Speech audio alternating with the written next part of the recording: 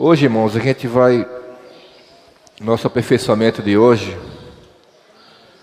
nós não vamos ter aquela segunda etapa que geralmente a gente tem sobre a questão de ajudar os irmãos na parte administrativa da igreja. Hoje, nós vamos ter só um encargo, que vai ser o encargo do alimento diário dessa semana. O tema geral, aliás, do segundo volume, que é devedores no Evangelho. Amém? Eu queria, na verdade, não queria nem liberar a mensagem para os irmãos. Queria, na verdade, ter uma comunhão sobre esse assunto. Tá? Então, eu creio que a maneira como eu vou falando com os irmãos hoje vai ser uma maneira mais de a gente conversar do que propriamente alguma mensagem que eu vou falar. Eu queria começar lendo com vocês Mateus 28. Mateus 28, o versículo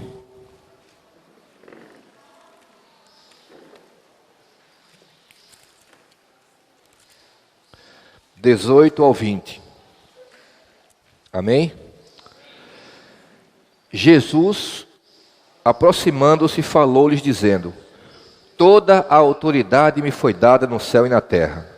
Ide, portanto, fazei discípulos de todas as nações, batizando-os em nome do Pai e do Filho e do Espírito Santo, ensinando-os a guardar todas as coisas que vos tenho ordenado, e eis que estou convosco todos os dias, até a consumação do século.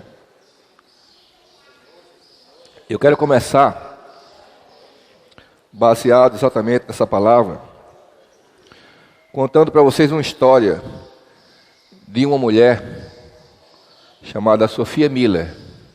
Uma mulher baixinha, franzina, ninguém dava nada por ela. Ela estava em Nova York, andando certo dia pela praça, e isso aconteceu, eu creio que a maioria daqui não tinha nem nascido ainda, 1945. E aí ela se deparou com uma pessoa pregando o evangelho na praça. Um pregador desses que pregam na rua. Ela ouviu aquela palavra, foi tocada pelo Senhor e se converteu. 4 anos depois, ela decidiu ser uma missionária. Saiu dos Estados Unidos, viajou até a Colômbia. Na Colômbia ela pegou um barco pequeno e desceu pelo rio chamado Rio Içana, que é um rio que começa na Colômbia e deságua no Amazonas. E ela percorreu 1000 quilômetros pela selva amazônica e ali se deparou com algumas tribos indígenas e começou a pregar o evangelho para essas tribos. Ela passou 40 anos no ministério dela. De manhã, ela alfabetizava os índios. À tarde, ela ensinava a Bíblia para eles. E à noite, ela sentava com eles para tirar dúvidas. E durante esse tempo que ela passou na selva, com esses índios, ela traduziu todo o Novo Testamento para a língua deles. Aí, em 1997, ela já estava na Venezuela. Já no final da vida dela, ela foi entrevistada por um repórter. E o repórter fez algumas perguntas para ela. E a primeira pergunta que ele fez foi a seguinte: a senhora pode nos contar como foi o seu chamamento? E ela respondeu o seguinte: que chamamento? Eu nunca recebi nenhum chamamento. O que eu li foi uma ordem: ide e pregar o evangelho. E obedeci. Então, irmãos, o que é que a gente tem que entender logo no começo dessa reunião? É que o evangelho não é um pedido do Senhor para nós. O evangelho é uma ordem que todos nós temos que pregar. E o evangelho, você não pode esperar um chamamento. Eu vou esperar um chamamento, um dia ser chamado para pregar o evangelho. Não vai haver esse chamamento. Porque Deus já deu uma ordem para nós. O que nós temos agora não é que esperar um chamamento, é de obedecer a ordem. Então há uma ordem para nós. Não há um clamor de Deus para nós. Não há um pedido de Deus. Não há um rogo de Deus. Mas há uma sentença, uma ordem que ele falou: ide e pregar o evangelho. Então não cabe a nós mais ficar esperando pregar o evangelho. É a nossa obrigação. Então em 1 Coríntios, capítulo 9...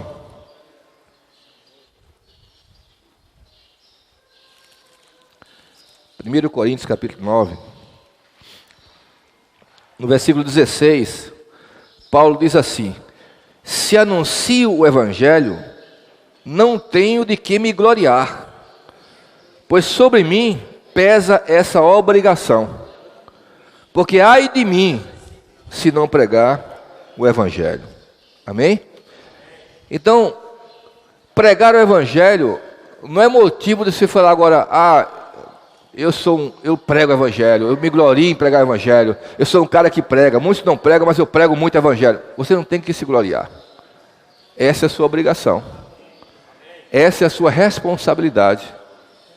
Paulo falou: eu não tenho de que me gloriar porque eu prego o evangelho, porque sobre mim já pesa essa obrigação, eu sou obrigado a pregar o evangelho.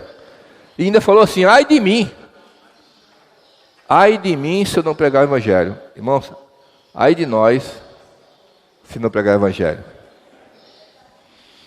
Versículo 17 ele diz: se o faço de livre vontade, tenho um galardão. Amém? Se o faço de livre vontade, tenho um galardão. Mas, se constrangido, ou seja, se eu só saio quando alguém me constrange, bora Camargo, você tem que pregar o evangelho, vamos lá, você não quer sair, mas vamos lá. Se eu faço assim constrangido, é então a responsabilidade de dispenseiro que me está confiada. Você quer pregar o evangelho de maneira constrangida ou quer de livre vontade?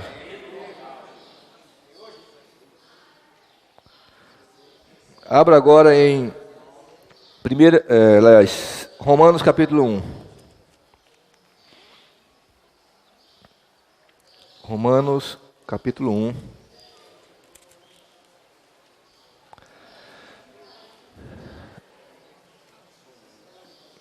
Versículo 15.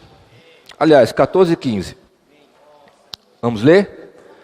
Pois sou devedor tanto a gregos como a bárbaros, tanto a sábios como a ignorantes. Por isso, quanto está em mim, estou pronto a anunciar o evangelho também a vós outros em Roma. Amém? Então, pregar o evangelho não é você escolher uma pessoa para pregar. Você tem que pregar para todas as pessoas que chegarem do seu lado. Se você vai abastecer seu carro, prega o evangelho. Se você vai viajar de avião ou de ônibus e tem uma pessoa do seu lado, prega o evangelho. Se você está no elevador, vai subindo com algumas pessoas, prega o evangelho. Porque o evangelho é salvação para nós. Toda vez que eu salvo, que eu prego, eu sou salvo. O que é que o apóstolo Paulo falou para Timóteo? Insta, prega, quer seja tempo ou fora de tempo, insista, porque salvarás tanto aos outros como a ti mesmo. Então toda vez que eu prego o evangelho, é salvação para mim. Eu sou mais salvo. A minha fé aumenta. Sabia disso, irmãos? Abra em Salmo 126.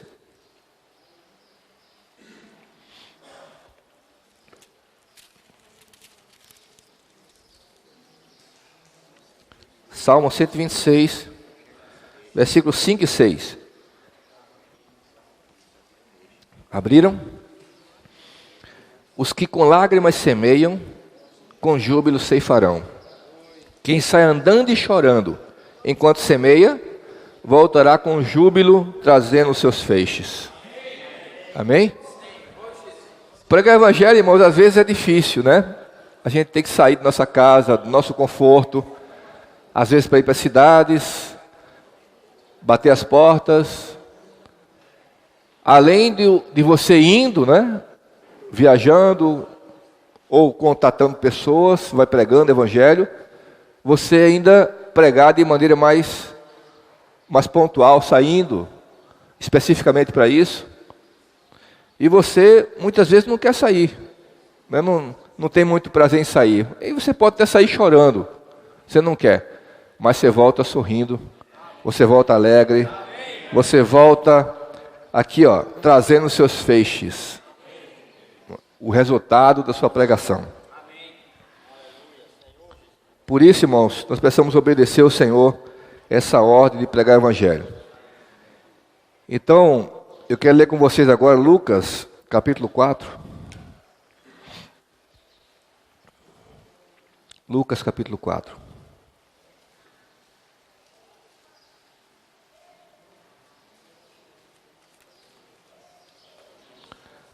Versículos 16 ao 19.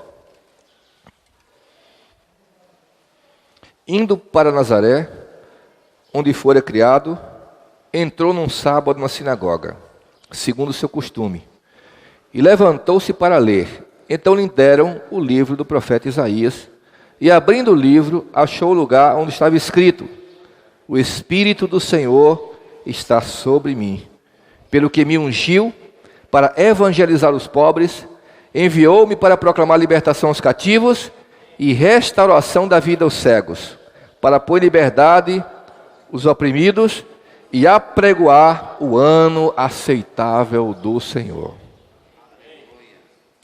Achei interessante esses versículos, porque fala assim, que o Espírito do Senhor está sobre mim.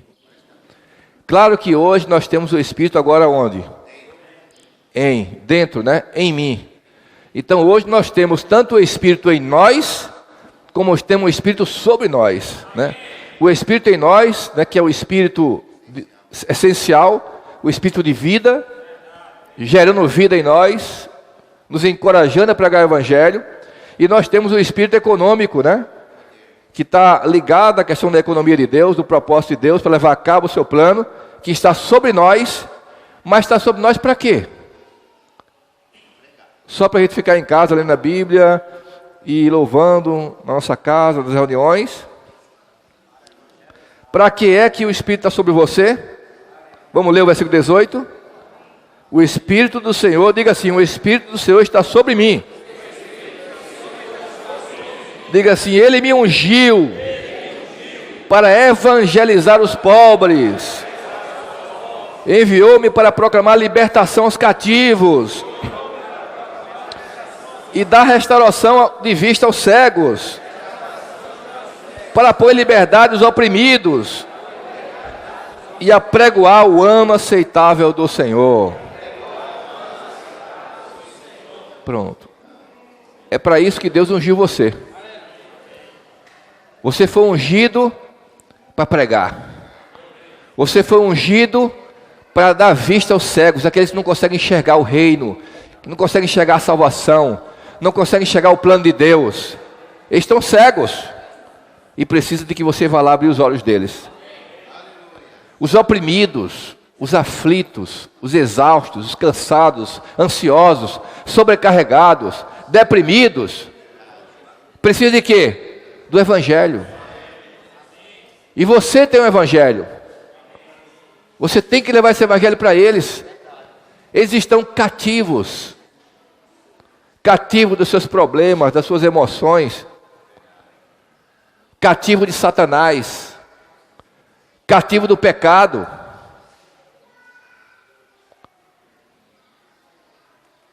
Quem vai libertar essas pessoas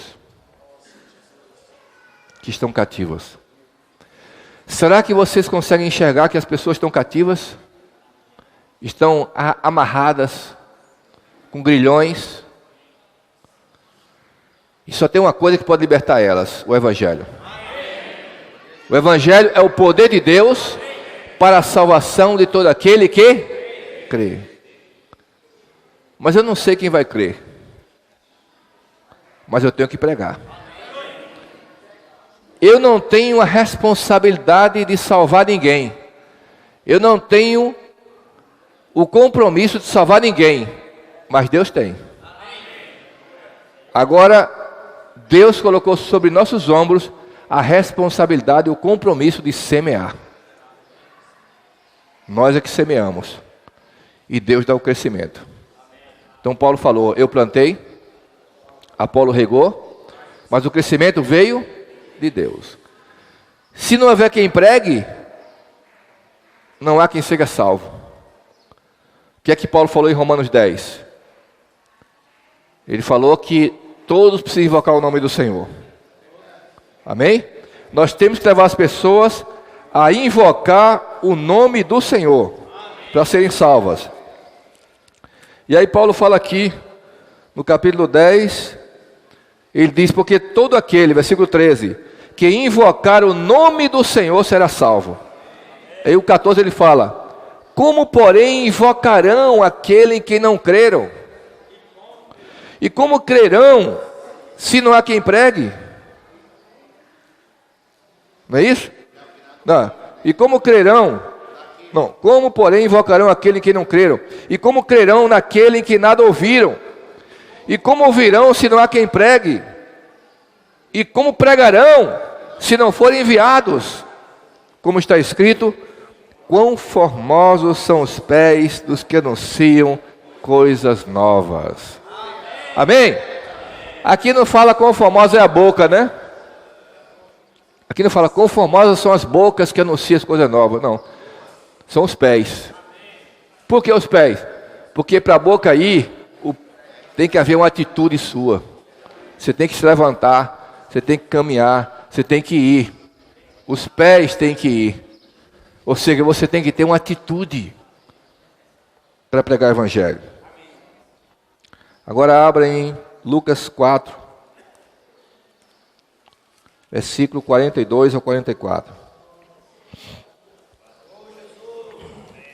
Amém. Senhor Jesus. Lucas 4, do 42 ao 44. Sendo o dia, saiu e foi para um lugar deserto. As multidões o procuravam e foram até junto dele. E instavam, ou seja, insistiam para que não os deixasse. Ele, porém, lhes disse, é necessário que eu anuncie o evangelho do reino de Deus também às outras cidades, pois para isto é que fui enviado. E pregava nas sinagogas da Judéia. Os discípulos passaram a noite procurando o Senhor. O Senhor estava fazendo o quê? Se preparando para pregar. Passou a noite orando, na presença do Pai, se enchendo de vida, se enchendo ali da presença do Pai, da dependência do Pai. Para quê? Para sair. A noite toda o Senhor passou orando. Discípulos, cadê Ele? Nós queremos sua presença. Nós precisamos de você aqui conosco. O Senhor falou para eles, é necessário que eu anuncie o Evangelho de Deus também às outras cidades. Às vezes a gente fala assim, né, mas está tão bom aqui, né, no nosso local de reuniões, no nosso desfrute. Nós já temos nossas reuniões. Então aqui Deus vai aparecer para a gente vai louvar o Senhor. Mas, irmão, vem a pergunta, e as outras cidades? O que é que o Senhor falou? É necessário. Amém? Diga assim, é necessário que eu anuncie o Evangelho do reino de Deus também às outras cidades. Porque para isso é que fui enviado. Amém? Quero ler para vocês aqui uma frase que eu achei bem interessante, de Charles Spurgeon. Ele disse o seguinte: nas ruas de Nínive, Jonas foi ouvido por multidões que jamais teriam sabido da sua existência se ele tivesse alugado um salão. Você sabe quantos habitantes tem em Nínive? 120 mil. Quantos habitantes tem Mari? 25? Então tinha 5 vezes mais a quantidade de habitantes de Mari. Nas ruas de Nínive, Jonas foi ouvido por multidões que jamais teriam sabido da sua existência se ele tivesse alugado um salão. João Batista, junto ao Jordão, despertou o interesse que nunca teria surgido se ele tivesse restringido-se a uma sinagoga.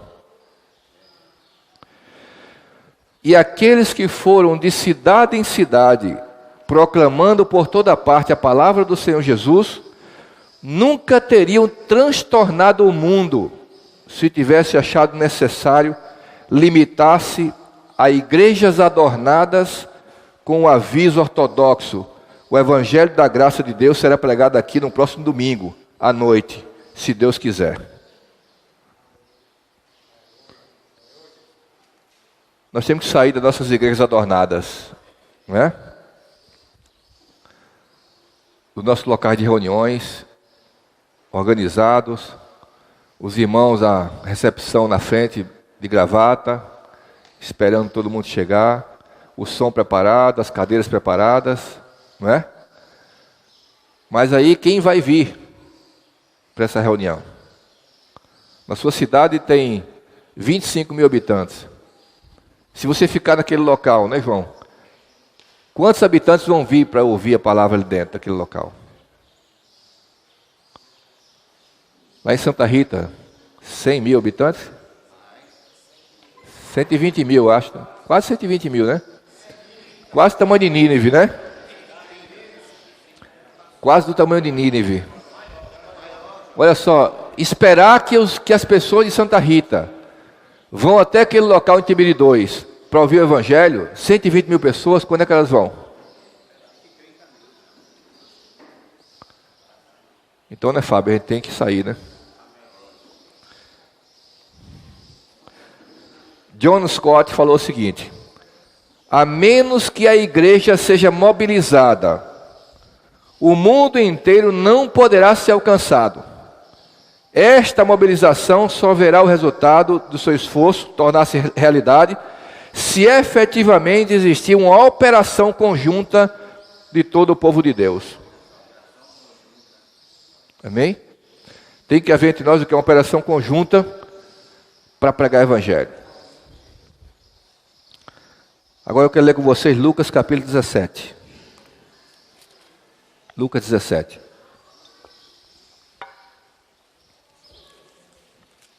Ó Senhor Jesus. Lucas 17, vamos ler do 26 ao 30. Eu queria primeiro ler o 20, tá? Vamos ler o 20 primeiro. Interrogado pelos fariseus sobre quando viria o reino de Deus, Jesus lhes respondeu: não vem o reino de Deus com visível aparência. Aí agora, versículo 26. Assim como foi nos dias de Noé, será também nos dias do Filho do Homem. Comiam, bebiam, casavam, davam-se em casamento, até o dia em que Noé entrou na arca, e veio o dilúvio, destruiu a todos. O mesmo aconteceu nos dias de Ló. Comiam, bebiam, compravam, vendiam, plantavam e edificavam. Mas no dia em que Ló saiu de Sodoma, choveu do céu fogo e enxofre e destruiu a todos. Assim será no dia em que o Filho do Homem se manifestar.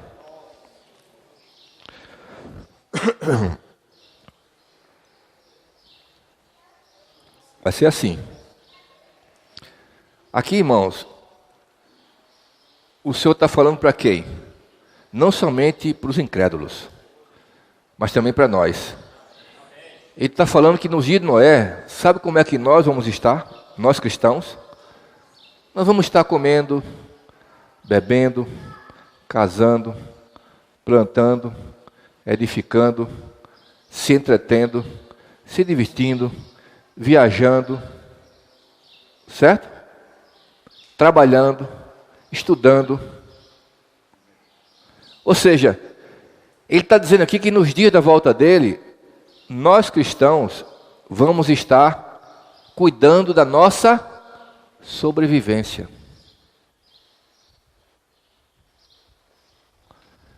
Tem alguma coisa errada em comer? Beber? Plantar? Edificar?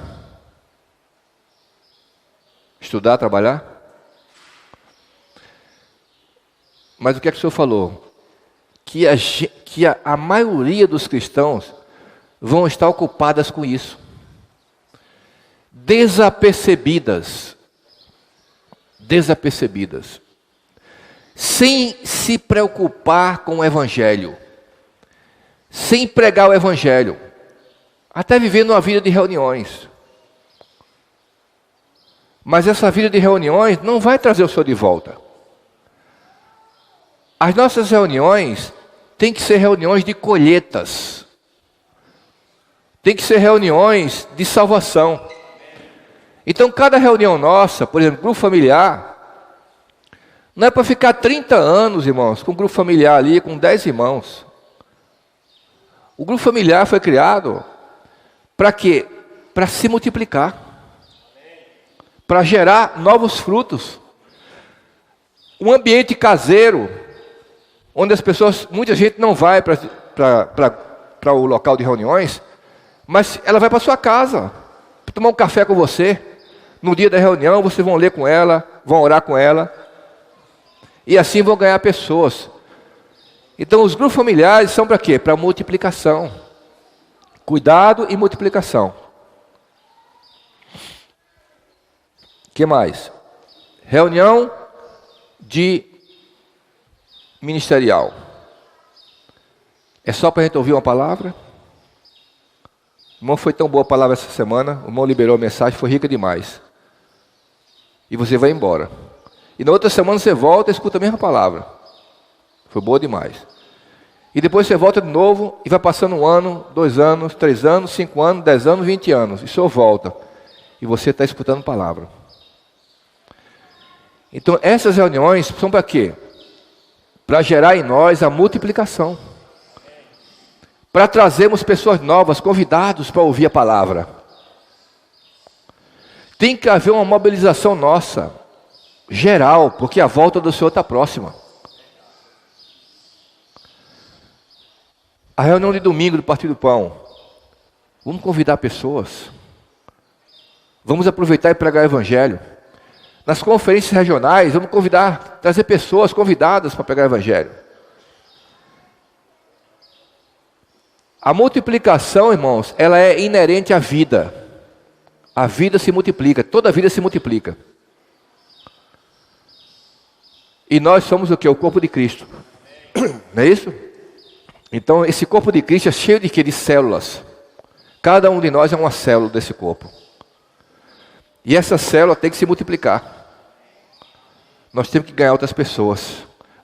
As células vão o quê? Se renovando. E isso vai fazendo com que o corpo fique mais forte. Já pensou se um bebê, como um Bernardo, por exemplo, né? Um bebezinho que está ali, por exemplo. Qual a idade dela? 2 anos. Então vamos supor que... Como é o nome dela? Yasmin. Então vamos supor que Yasmin, com 2 anos, todas as suas células agora parassem de se multiplicar. E ela ficasse com 2 anos ali. Ia passar 1 ano, 2, 10 anos, 20 anos e ela do mesmo jeito. 30 anos ela ia ficar do mesmo jeito. Vocês iriam gostar disso? Ela ficar assim a vida inteira? Com 2 anos? Não, né? Vocês estão vendo? Então, é uma coisa natural do corpo se multiplicar e crescer. Porque na multiplicação das células, o corpo cresce, né, Glauco? Mas se as células não se multiplicam, o corpo não cresce. O corpo fica atrofiado. Então nós precisamos pregar o Evangelho. E aqui está o quê? Um monte de pessoas preocupadas com a sua subsistência. Não estão ocupadas com a volta do Senhor. O que é que Paulo falou? Combati o bom combate, completei a carreira, guardei a fé. Desde já, a coroa da justiça já me está o quê? Reservada. Não somente a mim, mas a todos quanto amam o quê? O quê? A sua vinda. Está vendo, irmãos? Ele não falou assim, mas a todos quanto amam o Senhor. Não, todos nós amamos o Senhor. Não é verdade? Mas a pergunta é, você ama a vinda do Senhor? Então, se você amar a vinda do Senhor, você vai dar sua vida para o Senhor voltar. Como Pedro falou, temos que ser como aqueles que esperam e apressam a volta do dia de Deus. Espera e apressa. Então, como está a nossa vida hoje? Está uma vida de sobrevivência? Está uma vida reativa? Ou está uma vida proativa? Nós temos meta. A igreja em tal lugar tem meta desse ano crescer, de duplicar, do ano que vem triplicar. Ou nós estamos somente... As reuniões estão boas. Nós temos muita palavra bonita. A palavra está sendo muito rica. E vai passar 30 anos com palavra rica. 100 irmãos reunindo. E a salvação. E o Evangelho. Por isso que esse segundo volume do Elementiário diz devedores no Evangelho. E está nos lembrando que nós somos o quê? Devedores. Tem um artigo, né, até que o Juninho mandou para mim, para o grupo, né, nosso, hoje, né, que fala sobre a vinda, os dias de Noé. É isso? E eu estava lendo hoje de manhã o que ele mandou, né? Exatamente isso que eu estou falando. A preocupação com a subsistência, com a sobrevivência, nossas coisas, nosso futuro. Irmãos, eu fico pensando assim, qual é o nosso futuro? Eu que estou com 58 anos. Qual é o meu futuro? Quantos anos? Mais uns 30 anos? Uns 35, 40, no máximo, por aí. Não é? Qual é o futuro de vocês? Né? Se o senhor não voltar. Se o senhor demorar mais 50 anos em Tibúrcio, como é que fica seu futuro? Se demorar mais 50 anos, né, Camargo? Como é que fica seu futuro? Como é que fica o meu futuro? Vocês notam quanto a gente se preocupa com o futuro? Né? Ah, se eu vou ter um emprego bom, se eu vou perder meu emprego, se eu vou não sei o quê, se eu vou isso e aquilo. Mas o futuro de todo homem, irmão, sabe o que é? Um caixão. É ou não é? Você pode ir, o futuro, lá no final o futuro é esse. E para alguns esse futuro é mais próximo. Que alguns, como a gente tem a eternidade no nosso coração, né, a gente acha que a gente vai viver eternamente, né? A gente nunca pensa que a gente vai morrer. Já pensou nisso? A gente não pensa, a gente pensa que todo mundo vai morrer, mas a gente não. Né? A gente sabe, a gente pensa assim, eu nunca vou morrer. Claro que a gente pensa assim, né, de maneira lógica, um dia todo mundo morre. Mas você mesmo, você não sente que você vai morrer. E na verdade, irmão, nós nunca vamos morrer. Não é? Porque já morremos com Cristo. Né? Nós nunca vamos morrer. Mas a questão é a seguinte: com o tempo que Deus me deu hoje para viver nessa terra, o que é que eu estou fazendo com ele? Entenderam? O tempo que Deus me deu, que eu não sei quanto é, que ninguém sabe quanto é. O tempo que Deus nos deu tem sido empregado em quê? Aí o Senhor falou assim: que adianta o homem ganhar o mundo inteiro e perder sua alma? Ou o que é que o homem vai dar em troca da sua alma? Qual é o objetivo da salvação? no final, né? Ou melhor, da fé. Salvar o quê? Nossa alma. O que Pedro falou? Obtendo o fim da vossa fé. O que é? A salvação da vossa alma. Então hoje, irmãos, nós estamos sendo salvos da nossa alma. Porque o nosso espírito já foi salvo. Amém? E o nosso corpo no futuro vai ser salvo também. Quando o Senhor voltar, vai ser transfigurado. Já está tudo certo. A questão é, e a nossa alma? Essa é a nossa responsabilidade. De salvar a nossa alma. Irmãos, essa ficha tem que cair para a gente. Porque senão a gente vai achar que, tá bom demais desse jeito, a vida da igreja, vamos lá, uma reuniãozinha aqui, outra ali, vai passando um tempo. E a questão é, o que é que eu fiz para o Senhor? Qual é o resultado que eu tenho? Que resultado eu tenho hoje para o Senhor? Eu falei para os irmãos ontem, disse assim, o pior fracasso é ter sucesso naquilo que não importa para Deus. Entenderam? É a mesma coisa que o senhor está falando aí. Que adianta o homem ganhar o mundo inteiro? Ou seja, que adianta você ter sucesso em tanta coisa? Para você, mas não para Deus. Aí no final, perder sua alma. E o que o senhor falou? Se alguém quer salvar a sua vida da alma, perdê-la. E se alguém perder a sua vida da alma, por amor de mim e do Evangelho, salva-la. Está escrito em Lucas, né? Por amor de mim e do Evangelho. Salva-la. Mas quem está pregando hoje o Evangelho? Quanto tempo faz que você pregou o Evangelho? Quanto tempo faz que você trouxe uma pessoa para o Senhor?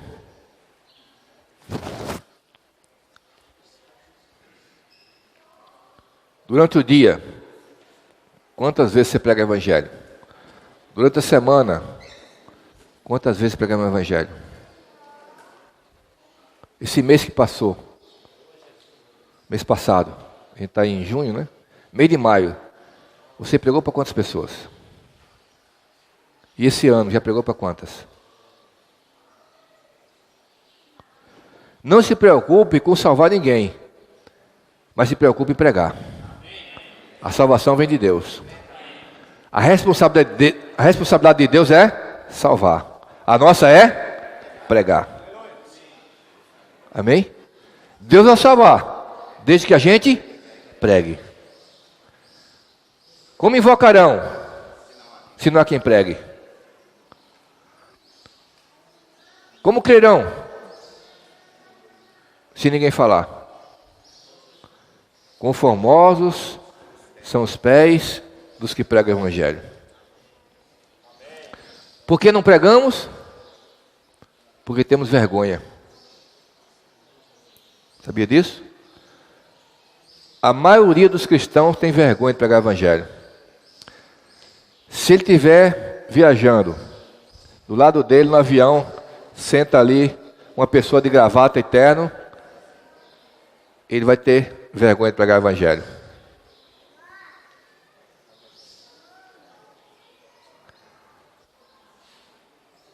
O que é que o Senhor falou? Aquele que se envergonhar de mim, eu me envergonharei. Aí, por exemplo, hoje tem muitas causas. Por exemplo, vamos distribuir sopa para os mendigos? Isso aí é uma causa nobre. Todo mundo vai aplaudir você. Não vai? Vamos falar sobre a discriminação racial. Vamos acabar com isso. Vamos fazer um movimento para isso. Todo mundo vai fazer o quê? Campanha de combate à discriminação. Opa, teve um enchente aqui na cidade. Vamos se mobilizar para ajudar as pessoas. A sociedade vai fazer o que com você? Certo? Vamos distribuir cesta básica. Aqui. Aí vem a televisão, a Rede Globo. Certo? Agora, vai falar assim. Roberto, você precisa de Jesus na sua vida. Fala de Jesus na televisão. Fala de Jesus, que Ele é o Salvador do mundo. Qualquer lugar. Vê se você vai ser aplaudido. Você vai ser o quê? Perseguido. Pregar o evangelho é perseguição. Por isso que eu prefiro o quê? Fazer coisas que as pessoas aplaudam. Mas se você pregar o evangelho, ninguém vai aplaudir você. Agora lá no céu tem uma multidão, né, Renato? Uma multidão de anjos. Ó, Deus está fazendo assim, ó. Muito bem, né? Aplaudindo. Eu quero ler com vocês ainda agora Atos 5,14. Ó Senhor Jesus. Atos 5,14.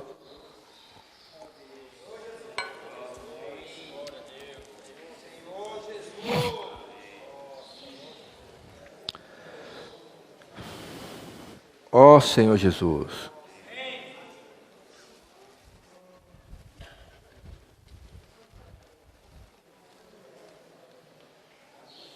Amém?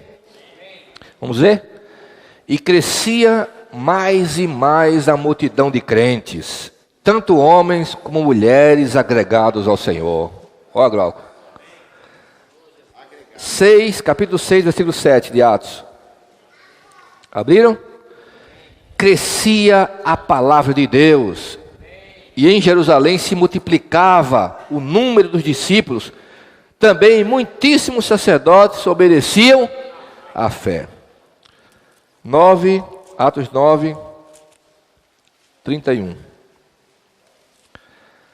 A igreja, na verdade, tinha paz por toda a Judéia, Galiléia e Samaria, edificando-se e caminhando no temor do Senhor, e no conforto do Espírito Santo, crescia em número.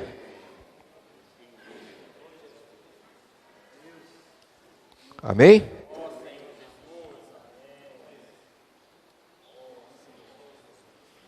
Essa semana, essa primeira semana do alimento diário, né, que vocês vão receber já daqui a pouco, ela já começa falando do encargo das igrejas pela obra do Evangelho. Amém? E já começa a falar sobre o encargo das igrejas orarem, das igrejas saírem, das igrejas ofertarem para que a obra possa avançar. E aí, tem uma frase aqui que eu achei bem interessante, irmãos, que fala sobre...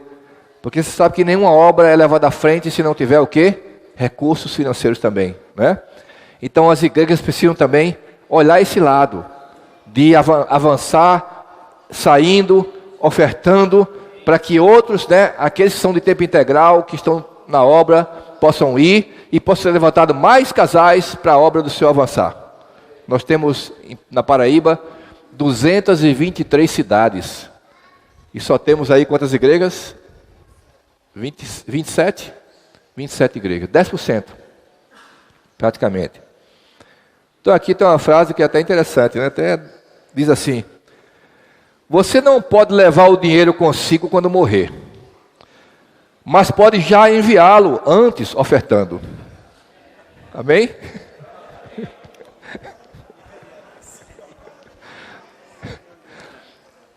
A gente ri, mas é verdade, né? Ninguém pode levar o dinheiro quando morrer, mas que pode enviar agora, não pode? Já ofertando, né? Como o Senhor falou, não ajunteis tesouro sobre a terra, né, onde a traça e a ferrugem corrói, né, e onde os ladrões cavam em roubo, mas ajunteis tesouro no céu. Então você já pode agora enviar para a sua poupança celestial, agora. Porque depois que morrer, você não pode mais.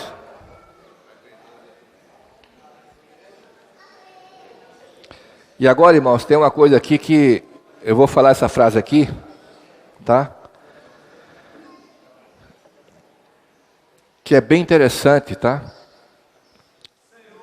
E mostra na mensagem dessa semana, né, que a gente vai ter sobre os encargos das igrejas aí, apoiando a obra do Senhor, diz assim: uma igreja pode considerar-se missionária quando investe mais de 50% das suas finanças em missões. Entenderam? Uma igreja pode ser considerada missionária quando ela investe mais de 50% dos seus recursos em missões. Por quê? Porque as igrejas gastam o quê? Dinheiro em quê? Em locais de reuniões, em cadeiras, em som. O que mais? Em carro, instrumentos musicais, ventiladores, ar-condicionado, teto, tal. Ou seja, nós investimos muito o quê? Para dentro. Falta agora a gente investir para quê? Para fora. O maior investimento da igreja é na salvação de almas. Você diz amém para isso? Amém. Tem outro investimento maior do que salvar almas? Vocês sabem quantas pessoas morrem por ano? 53 milhões de pessoas morrem por ano. 53 milhões. Basicamente, acho que um quarto da população do Brasil, né, Jorginho? Mais ou menos? Um quarto por aí. E essas pessoas, irmãos, que estão morrendo por ano, 53 milhões, elas estão sendo salvas? O que acontecerá com essas pessoas que estão morrendo sem a salvação de Deus?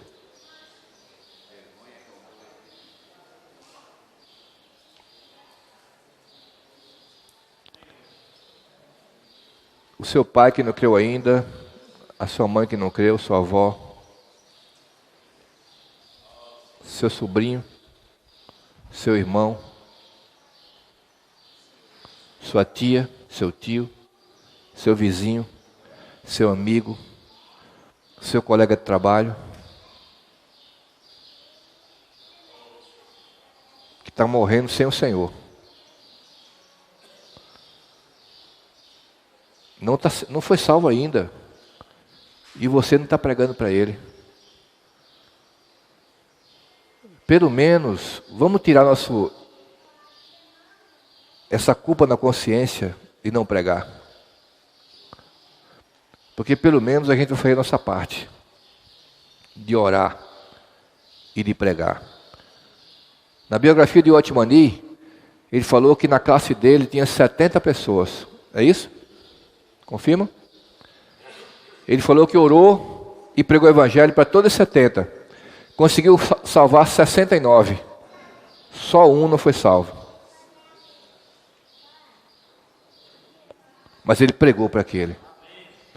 Diante do tribunal do Senhor, ele não vai responder por aquela alma.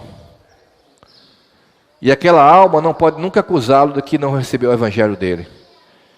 E quando chegar nos tabernáculos eternos, aqueles para quem nós pregamos e foram salvos, vão nos agradecer. E vão nos abraçar. E vão falar assim: obrigado por ter pregado para mim. Você vê a parábola que o Senhor falou lá do rico e Lázaro? Ele fala que tinha um homem rico e tinha um mendigo, né? Chamado Lázaro. E o mendigo usufruía de toda a sua riqueza, de toda a sua vida, de abundância na terra. E o mendigo jazia ali, perto da lata de lixo do rico, comendo as migalhas que caía que estava ali. E aconteceu de morrer o rico, né, morreu o mendigo e foi levado para o Senhor de Abraão. E morreu o rico e foi levado para o Hades, né? O Hades. E aí a Bíblia fala assim: e lá no Hades, quer dizer que lá no Hades o mendigo não, o rico, ele olhou e ele viu do outro lado o mendigo no seio de Abraão. E aí ele fala: pai Abraão, deixa que eu envie algumas pessoas, envie algumas pessoas para, mais ou menos assim, né? Não sei exatamente, né? A casa dos meus pais, né? Envie alguém daqui para pregar o evangelho. Aí Abraão falou assim: se eles não creem nos vivos, tampouco crerão nos mortos. Se ressuscita alguém, vá. Mas, irmão, imagina você no seio de Abraão e seus monte de amigos e parentes e vizinhos, colega de trabalho, tudo do outro lado, vendo você lá do outro lado e dizendo assim: por que foi que você não pregou o evangelho para mim? Né, Glauco? Glauco, eu estava com você o dia todo, a semana toda, o mês inteiro, o ano inteiro. Você nunca falou de Jesus para mim. Você nunca me deu um folheto. Você nunca me deu um jave. Você nunca me deu um alimento diário. Você nunca leu a Bíblia para mim. E agora eu estou aqui.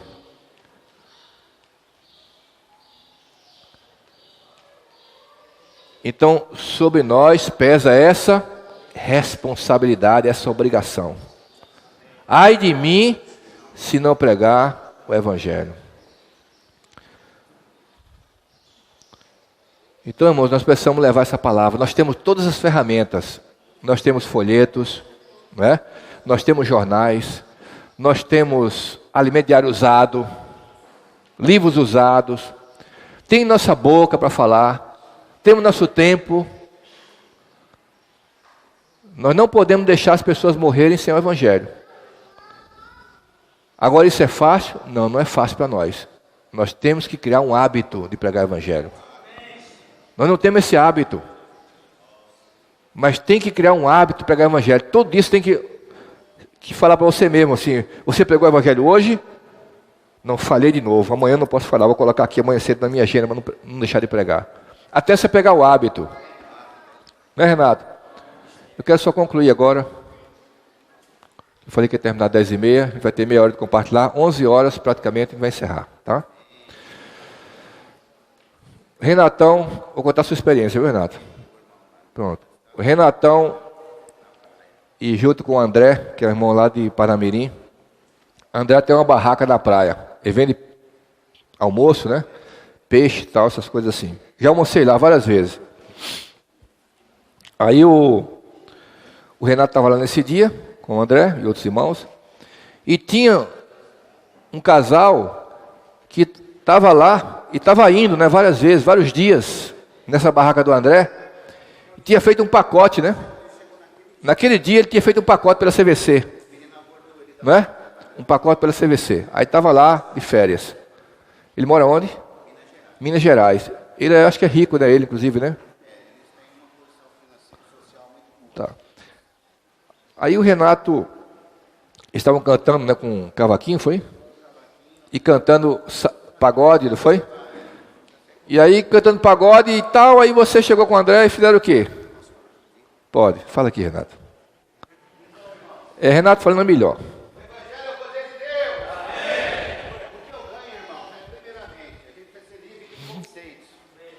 Porque assim, né, os irmãos sabem, alguns sabem, outros não. Eu toquei muito tempo na noite em São Paulo, em banda de pagode. Eu toquei uns 20 anos, né? E tocava na noite. E aí, o Senhor me ganhou no ano de 94, amém?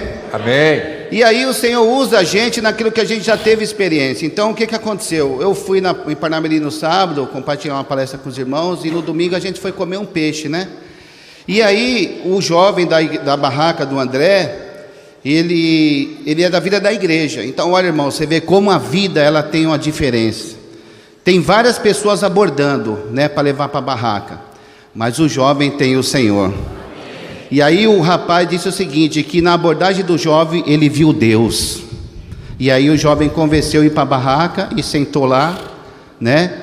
E levou ele para a barraca. E eu estava numa mesa atrás, ele pegou o cavaquinho, aí pediu uma cerveja para o rapaz e começou a tocar umas músicas. E aí o irmão André, ele toca cavaquinho também, né? E depois, quando acabou, ele falou, eu também toco, porque aí deu uma solada no cavaquinho e tal. Aí ele falou assim, aquele lá de trás também tocava, né? E ele chamou eu para ir para lá, e daí eu fui. Aí, irmãos, olha como Deus faz a obra, o Espírito Santo é que faz a obra, amém? Ele pediu a cerveja e tal, e aí eu me aproximei e tal, ele colocou uma música secular, eu fiquei lá com ele na mesa. Quando acabou, daí ele falou, me conta a sua história. Aí eu contei a minha história quando eu tocava na noite. E ele ficou impressionado, assim, das pessoas que eu conheci do meio, que hoje tem até sucessos aí na mídia e tal. Mas aí ele falou, mas o que você faz hoje? Eu falei assim, eu me aposentei. Hoje eu vivo do Evangelho. Ele pegou, irmãos, imediatamente, ele falou assim, fulano, pediu para o garçom, leve essa cerveja para lá. Eu estou no meio de homens de Deus. Amém. E aí nós aproveitamos, pregamos, falamos, anunciamos o Evangelho para ele, para a esposa dele, né? E aí ele pegou o cavaquinho e converteu o cavaquinho. Aí ele começou a cantar a música do Zaqueu no cavaquinho. Nessa daí chegou o Pedro II, o João Barata, o Gentil também estava nesse dia, um grupo de irmãos, e fizeram uma roda e ele começou a cantar, como o Zaqueu, quero subir, né? E aí, irmãos, quando acabou, ele falou assim, hoje eu quero ir para uma reunião de vocês têm reunião? Aí o irmão André prontamente falou assim, eu pego você no hotel. Aí eu levei ele no hotel, né? E o André pegou e levou para a reunião. Resumindo, irmãos, durante a semana, nós ficamos cuidando dele e levando ele para o grupo familiar, dando palavra. Resumindo, na sexta-feira ele falou assim para a gente, eu quero ser batizado. E aí nós batizamos ele na Lagoa de Areituba, e no sábado ele foi prontinho para o Senhor, para Minas Gerais. E aí eu já liguei para o irmão que é cooperador lá, o Ildefonso, né, para cuidar dele, e eu dei um alimento diário. Irmãos, todo dia ele me manda mensagem do alimento diário. Ele falou, irmão, não tem outro livrinho desse não, que é tão bom esse livrinho. Esse livrinho, irmão, fala de vida da alma. Esse livrinho fala não sei do que, e começa a explicar. Então, irmãos, a gente tem que confiar no poder de Deus. Então ele está lá, né, em Minas Gerais, tem uma propriedade, irmãos. Ele falou assim, ó, irmão, se vocês quiserem ir para lá, vocês podem ir, estão convidados. Lá na minha casa dá para hospedar confortavelmente 50 pessoas. Quando ele mandou a foto da casa, eu falei, misericórdia, Senhor. 6 suítes na casa, mais uns quartos embaixo. Mas ele quer, sabe o que ele quer? O que dá vida para eles, o que dá sentido é o Evangelho, irmãos.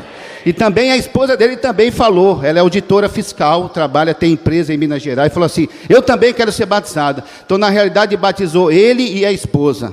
Amém. Então, irmão, vamos ser encorajados a pregar o Evangelho. Amém. E, Jobson, no avião, toda vez que eu subo, irmãos, não para aparecer, sim, mas toda vez que eu subo, eu falei para os irmãos esses dias na reunião, né? Eu abro a Bíblia para ler a palavra. Amém. Porque eu sei que quando eu abro a Bíblia é como a asa do avião, né? Eu estou sendo levado pelo Senhor, né? Então tem turbulência, balança, mas não cai, porque o Senhor está na frente, né? E ali alguém sempre me pergunta, você, é lógico, você é cristão, e ali a gente aproveita para pregar o Evangelho. Então que o Senhor possa nos encorajar, amém? E eu digo uma coisa para os irmãos, tá? Dentro do avião é o melhor lugar para pregar o Evangelho, que ninguém rejeita a oração.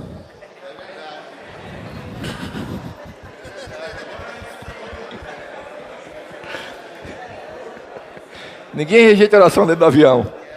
Principalmente quando está a turbulência, né? Eu viajei uma vez para Cabo Verde, né?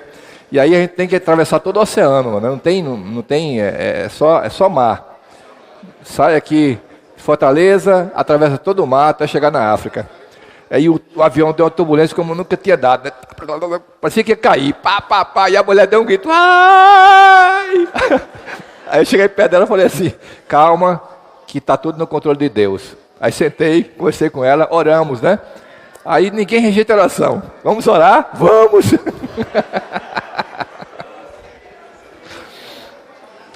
Irmãos, concluindo, né? Concluindo, irmãos. Vamos pregar o Evangelho? Você diz amém? Amém. As igrejas se mobilizarem, a expansão, cidades, né, precisam ser levantadas, igrejas têm que ser levantadas. Nosso mapa, 223 cidades, só 10% foi alcançado de vida da igreja. Então vamos pegar essa cidade, né? O Juninho estava tendo comunhão comigo essa semana, e dizendo que foi na reunião lá em Natal, e falou assim, painho, eu nunca vi uma reunião tão rica como Natal, nunca, não era assim, mas agora os irmãos estão desfrute maravilhoso, muita vida, os irmãos todos desfrutando e tal, dá demais. Aí eu falei, graças ao Senhor, né? Porque quando a igreja sai para pregar o evangelho, a igreja se renova. Então Natal, vocês terem uma ideia, pegou 9 cidades. Eles estão cuidando de 9 cidades. Então quer dizer, todo mundo pregando o evangelho. Quando chega para a reunião do Partido do Pão, irmão, cheio de experiência, né? Riqueza. Então, o que vamos fazer? Ficar parado, braço cruzado? Ou vamos sair? Vamos sair pregar o evangelho. Vamos... Primeiro você, na sua experiência, prega o evangelho. Tá? Se você não salvar os outros, você salva você mesmo. Então, frentista, quando botou gasolina, prega o evangelho. Amém? Elevador, está subindo, prega o evangelho. Folheto, use o folhetinho. Coloca seu telefone no folhetinho ali. Olha, lê esse folheto. Ele é muito rico, vai falar de Jesus para você. Você precisa de Jesus, está aqui. Se você precisar de algumas palavras de conforto, alguma oração, está aqui meu número. Pronto. Se aquela pessoa for tocada, vai ligar para você. Mas prega o evangelho. Amém? Há tempo e fora de tempo. E na sua localidade, irmão, vamos expandir, vamos avançar. Igreja se mobilizando, né? Como o Spurgeon falou, né? Não vamos ficar nas nossas igrejas adornadas, vamos sair. Vamos pregar o evangelho. Vamos investir nas almas, salvar as almas para o Senhor. Elas precisam do Senhor Jesus. Amém? Amém? Então, eu concluo aqui a palavra, né? Espero ter encorajado vocês a pregarem e que no próximo aperfeiçoamento a gente já possa ouvir algumas experiências, alguns testemunhos, né? Até de salvação de pessoas. Amém, irmãos?